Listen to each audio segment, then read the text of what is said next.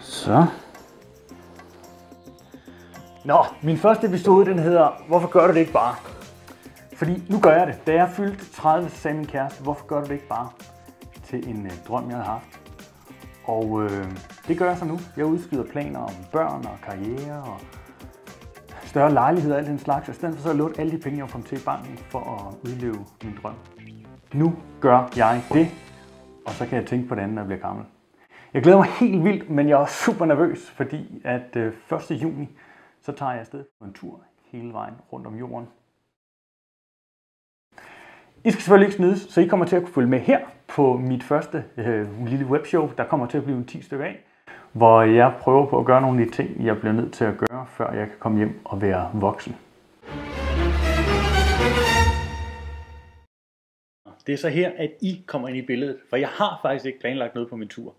Det vil sige, at jeg rigtig gerne kunne tænke mig nogle forslag fra jer, hvad jeg skal se ude på min tur. Min første del af ruten, det foregår igennem Sverige, hvor jeg tager en båd ned til Gdansk i Polen. Og så fra Polen, så skal jeg ellers ind i Rusland. Og det kan jeg gøre enten gennem Hviderusland eller gennem Ukraine.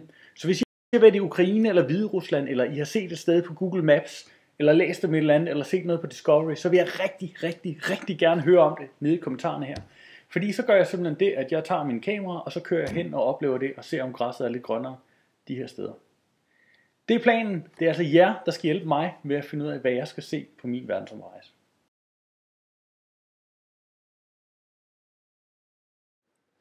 Jeg har visum på plads til 24 lande, jeg har vaccinationer, og jeg har forsikringer. Udover det, så har jeg ikke tænkt mig at gøre en hel masse ekstra. Det handler ikke om livrem og seler, det her, og planlægge alt til mindste detalje.